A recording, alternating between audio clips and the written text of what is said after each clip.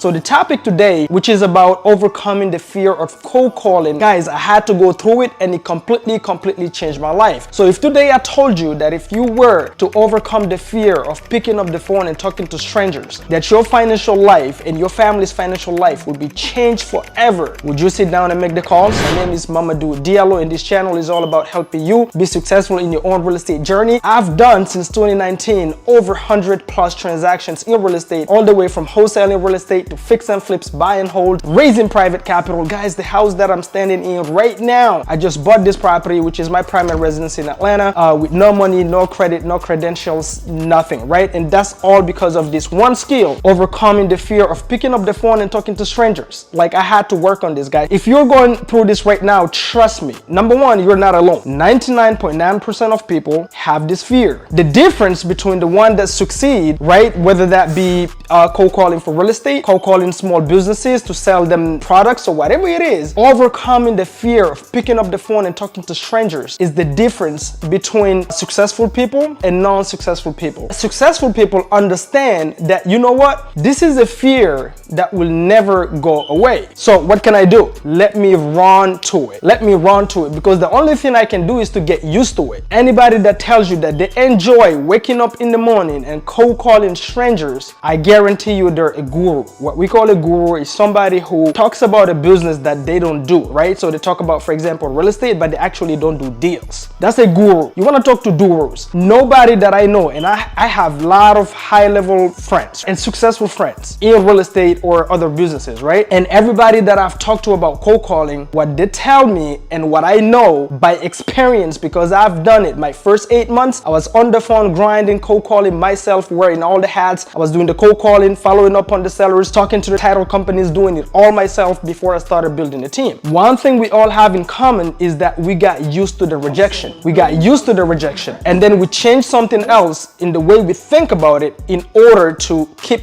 calling sellers and keep following up and so on in order to be successful. And so guys, the fear is real. Remember when you were a kid, we always feared the rejection of our parents, rejection of God, you know, rejecting us, rejections of the neighbor, whatever it is, rejection of that pretty girl that you want to date at school. You don't want to go and talk to her because you fear that she will say no. This fear is real, but the reality is the way you overcome anything is by doing it. The way you overcome any fear is by doing it. And so cold calling is not different. I'm just gonna tell you my experience and how I did it. Your path and your ways of doing things might be a little bit different. Guys, when I discovered wholesaling real estate, I was at my corporate 9-to-5 in Belgium, guys, making 30,000 euros a year. Quit my 9-to-5 and now I'm making that in one single transaction, even way more than that actually, in one single real estate transaction. And what did it for me is overcoming the fear of being on the phone and calling strangers and having conversations. So here's the trick that I did, guys. I gotta tell you a little bit about my background in order for you to understand how my mind works and how I tricked myself and overcame it. So when I discovered wholesaling real estate, guys, I had zero sales background. My corporate job, even though I was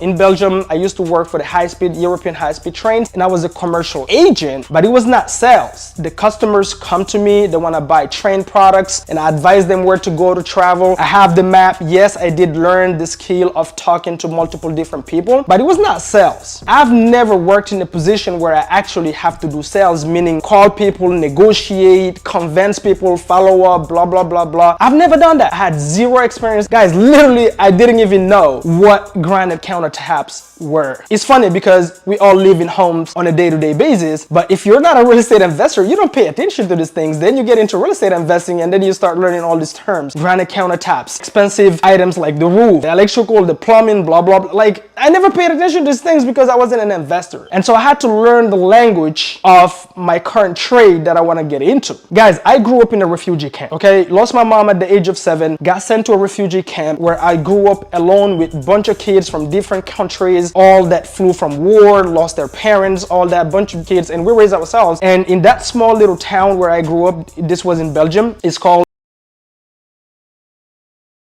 Livingen, right?